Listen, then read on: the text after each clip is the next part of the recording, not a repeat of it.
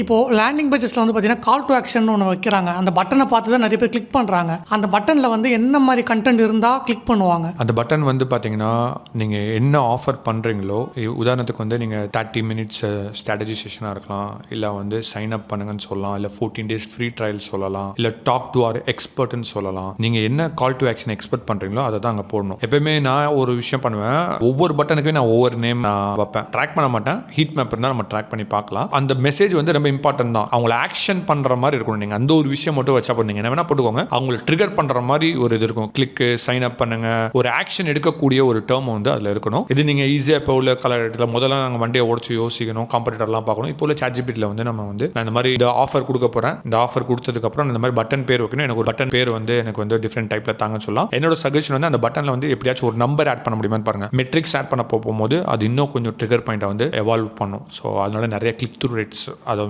Peoples வந்து நிறைய click பண்ணுவாங்க.